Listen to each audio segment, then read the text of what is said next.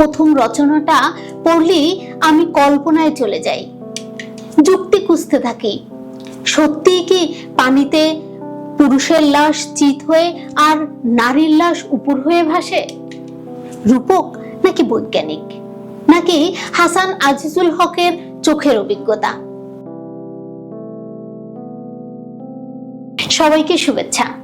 The voice 24 এর বিশেষ আয়োজন সাহিত্য কথা অনুষ্ঠান থেকে আপনাদের সাথে আছি আমি সোনিয়া খানম আভা।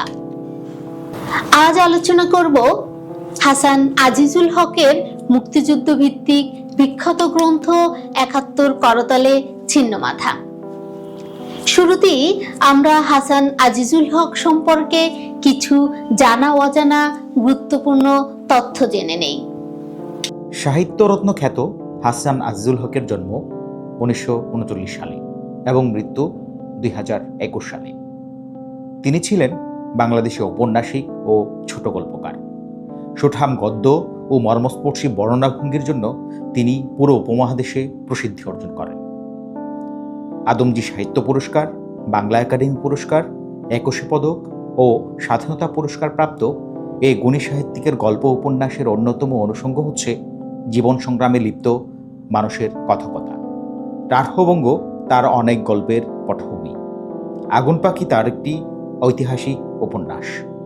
আত্মজা ও একটি করবী গাছ তার বিখ্যাত গল্প। ৭১ করতলে ছিন্ন মাথা 19৭১ সালের মুক্তিযুদ্ধকালীন সময়ের বিচ্ছিন্ন সত্য ঘটনা গল্পকারে লেখা। শুরুতে যুদ্ধকালীন উত্তাল মার্চ, এপ্রিল ও মে মাসের রক্তস্নানের ঘটনা অবলম্বনে হলেও ডিসেম্বরের রক্তমাখা বিজয় কেন্দ্রিক লেখাই বেশি। প্রথম গল্পে আমরা দেখতে পাই লাশের উপরে লাশ, কি নিশ্চিন্তে আরামে শুয়ে থাকা। শুধু জীবিতরাই তখন এভাবে ঘুমাতে পারছিল না। শুরু হলো মহাপ্রলয়কারী রক্তের শোধ, রক্ত দিয়ে নেয়া। নিমিষেই শ্মশান হয়ে গেল মাইলের পর মাইল। হয় দেহত্যাগ, না হয় স্থান ত্যাগ। এই মহা ত্যাগের যেন কোনো বর্ণনা নেই। প্রথম রচনাটা পড়লেই আমি কল্পনায় চলে যাই, যুক্তি খুঁজতে থাকি। সত্যি কি পানিতে পুরুষের লাশ চিত হয়ে আর নারীর লাশ উপর হয়ে ভাসে? রূপক নাকি বৈজ্ঞানিক, নাকি হাসান আজিজুল হকের চোখের অভিজ্ঞতা? আমি এই দুই ধরনের ব্যাখ্যা দাঁড় করিয়েছি। নারীর যেহেতু সম্মুখভাগ ভারী, মধ্যাকর্ষণ শক্তির বলে উল্টে যেতে পারে। অন্যদিকে নারী লাজুক, শক্তিহীন, নিরুপায়।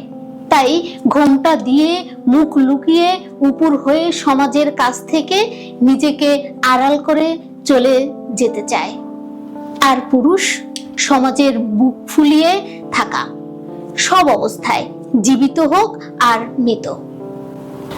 আরেকটি গল্পে 25শে মার্চের রাতের বাস্তবতা লক্ষ গুণ ছাড়িয়ে গিয়েছিল কল্পনাকেও। তেমনি বহু গুণ বেড়ে গিয়েছিল টাকার মূল্য। টাকা ছাড়া আর কোনো কিছুর মূল্য ছিল না। পাকিস্তানি হানাদারদের কাছে নারীর শরীর আর বাংলার দামাল ছেলেদের রক্ত হয়ে ওঠে মূল্যহীন। বাস্তব অভিজ্ঞতার এমন লোমহর্ষ বর্ণনা আমাদের নিয়ে যায় 19৭১-এর মুক্তিযুদ্ধের মাঠে। এই গ্রন্থের একটি মানবিক চরিত্র খালেদ রশিদ। তিনি খুলনার গার্লস কলেজের সরকারি হওয়াতে চাকরি ছেড়ে দিয়ে বেসরকারি প্রতিষ্ঠানে যোগদান করেছিল পাকিস্তান সরকারের সাথে আপোষ করবে না বলে। তিনি ভাবছিলেন সরকারি মানেই তো পাকিস্তান সরকারের লোক, আর পাকিস্তান সরকারের লোক মানেই তো জনগণের জানের শত্রু। যে কারণে সে দেশ মায়ার শত্রুর সাথে কোনোভাবেই আপোষ করেনি। এই বোধটাই আমাকে চরমভাবে ভাবিয়েছিল। ব্যক্তি স্বার্থকে কিভাবেই না মুক্তিযোদ্ধারা জলাঞ্জলি দিয়েছিল। আমরা কি পারতাম দেশের জন্য, দেশের মানুষের জন্য সরকারি চাকরি নামক সোনার হরিণকে ছেড়ে দিতে? কজনই বা এমন আছে, এমন দেশপ্রেমিক? এখন খালিদ রশিদ হয়ে উঠেছে যুদ্ধের নায়ক। অন্যদিকে নাম গল্প ৭১ করতলে ছিন্ন মাথার নায়ক রফি। পড়াশোনা না করলেও তার চরিত্র আমাকে শিখিয়েছে নির্লোভ, স্বার্থহীন দেশমাতৃকার নির্ভেজাল ভালোবাসা। যেন আদর্শবাদী চরিত্রের ঊর্ধ্বে কেন্দ্রীয় চরিত্রের অকৃত্রিম অভিনয় করে যাচ্ছে এই বাংলায়। মুক্তিযুদ্ধে প্রাণ দেয় অনেক শিক্ষিত নিবেদিত ছাত্র তরুণরা। লোমহর্ষক কাহিনী আমি পড়েছি, জেনেছি নানা ভূমিকা, কিন্তু এমন নিরক্ষর সংস্কৃতি মনা নির্লোভ দেশপ্রেমিক আম ব্যবসায়ী কিশোরের গল্প খুব কম জানা।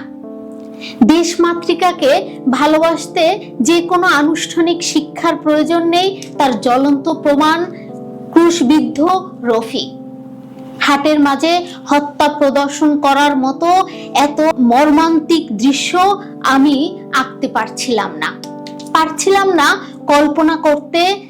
দেহবিচ্ছিন্ন রফির মাথা মানুষরূপী হায়না চুল ধরে সারা বাজারে ঘুরিয়ে তাকে পুঁতে রাখেন। এই নিকৃষ্ট প্রেক্ষাপট আমি এখনো কল্পনা করতে পারছি না। আমার কাছে রফি মুক্তি মানব। আমার মনের সমস্ত রং তুলি দিয়ে এঁকেছি শ্রেষ্ঠ স্বাধীনতার রফি ভাস্কর্য। লেখনীর প্রশংসা না করলে পারছি না। দক্ষ কারিগর যেমন নিপুণ হাতে তুলি ধরে, তেমন সাধারণকে করতে পারে অসাধারণ, আর অসাধারণকে নিয়ে যায় সর্বোচ্চ শিখরে। তবে একটা বিষয় আমাকে অনেক দিন ভাবাচ্ছে, আগ্রহ নিয়ে অনেক জনের কাছে জানতে চেয়েছি, নানান মানুষের কাছে খুঁজেছি, কিন্তু আশানুরূপ উত্তর পাইনি। অনেক দিনের তৃষ্ণা একটু হলেও মিটিয়েছে এই বইয়ের ছোট্ট একটি প্লট এর মধ্য দিয়ে। প্রশ্নটি ছিল, বাংলাদেশের দামাল মুক্তিকামী মানুষদের সাথে পাকিস্তান সরকার বাহিনীর যুদ্ধ হয়েছিল, তাহলে পাকিস্তানের সাধারণ জনগণ কি করছিল তখন? তারা কি চেয়েছিল? পাকিস্তানি বাহিনীর অন্যায় আগ্রাসন প্রশ্নে তাদের অবস্থান কি ছিল? শিক্ষিত সুশীল সমাজের ভূমিকাই বা কি ছিল? আর এখনকার প্রজন্মের এ নিয়ে ভাবনা কি? এই বইয়ের হাসান আজিজুল হকের তিনি ফিরে এসেছিলেন নামক গল্পটি সাদা চোখে একটি গল্প মনে হলেও আমার কাছে অনেক তাৎপর্যপূর্ণ। ইঞ্জিনিয়ার ভদ্রলোকের বিহারের উর্দুভাষী ছাত্রটি ছিল নম্র ভদ্র। অনেক আর্মি অফিসারের সাথে ঘনিষ্ঠতা ছিল, তবে পাকিস্তানি চর ছিল না।